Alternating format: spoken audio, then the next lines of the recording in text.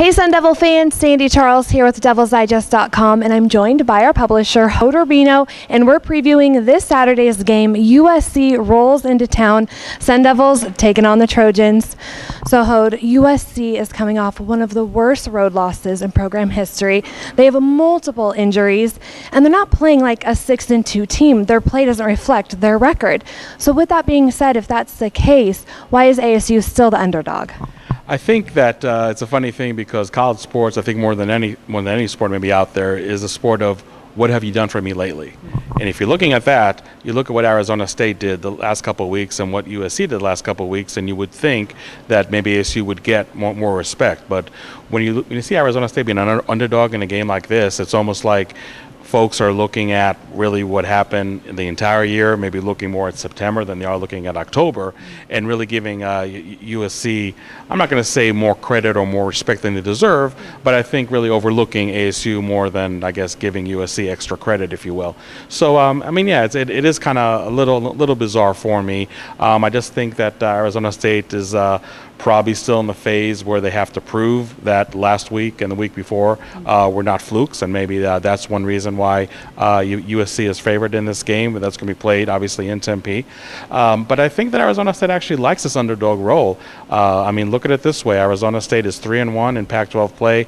I believe in each and every Pac-12 game, Arizona State was not only an underdog, but a double-digit underdog. So I think they relish in that role.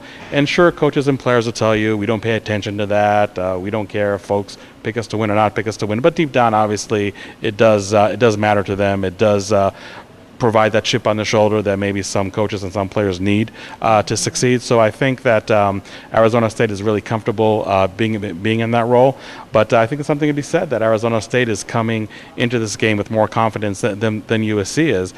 We talked earlier in the week to the USC publisher on the Rivals Network, and he said, look, I mean, USC may be 6-2, but aside from their win against Stanford, they have not looked good at all in the other 7 games. So maybe their record doesn't reflect that level of play, but deep down, you know that USC has a lot of issues of contending with right now, and you also know that Arizona State is really coming with momentum, with confidence on their side, playing their best football of the year. So underdog role or not, I think it's probably the eye of the beholder, and maybe more pundits are just picking Arizona State to lose that game, but I don't think Arizona State minds being in that position because, again, for all of Pac-12 play, they've been in the same exact position, and it's served them pretty well so far.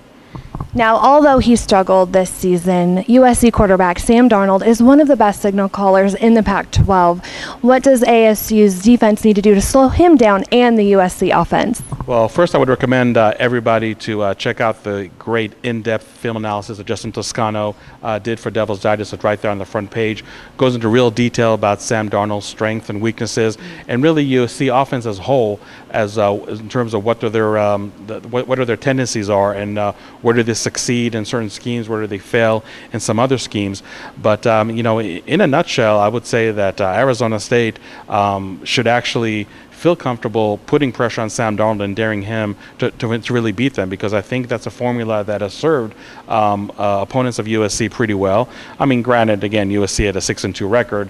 The opponents haven't been 100% successful, but I think what you're seeing right now with USC in a nutshell is that they're really going away from a run-oriented offense, which is very, very uncharacteristic for a team like USC, and they're almost like in a quasi-spread or quasi-air raid offense, putting a lot of pressure on Sam Darnold. Now, the results haven't been all that pretty. I mean, sure, the team is 6-2, but Sam Darnold has 10 interceptions. That's tied for the most in the Pac-12. The offense as a whole has 19 turnovers. Again, very uncharacteristic, for USC offense. And look on the other side of the ball for Arizona State's defense. This defense is opportunistic, as hungry as ever. Just last week at Utah, 4 interceptions, 1 returned for a touchdown. I'm not saying the Arizona State defense expects to dominate USC, but I think it's fair to say that the Trojan offense isn't exactly eager to meet the Sun Devil defense right now when you look at the current performances of both of them. So for Arizona State, really, I think if they could just crowd the line of scrimmage, they're going to face a very inexperienced offensive line for USC. A lot of injuries have hit that position as well, and really put pressure on Sam Darnold to beat him and shut down the running game. Being a one-dimensional offense, I know Arizona State will tell you that sometimes actually that does work, for the opponent. But I think in USC's case, I think if they force Sam Darnold to they put more pressure on Sam Darnold because they're shutting down the running game, and this is a quarterback that's already prone for a lot of errors. I think that's Arizona State's defense best recipe for possible success. Now, the Trojans' defense have had their own struggles within this year. How do you expect ASU's offense to attack it? Yeah, the struggles for the USC defense, I think, really have more rooted, again, really in injuries rather than actual play. They have some key players that are going to miss the game or are expected to miss the game. Defensive lineman Josh Fatau, linebacker Christian Recker. We already know that cornerback Iman Marshall is going to be out of the game. So they're going to have a lot of key players missing from the lineup, or even if they're in the lineup, far from being 100%. And I think more than anything, what's uncharacteristic with USC now, on the other side of the ball, is their run defense. They're 8th in the Pac-12, and when you're in that position 8 games into the season, that just really indicates on a lot of issues that are happening over there.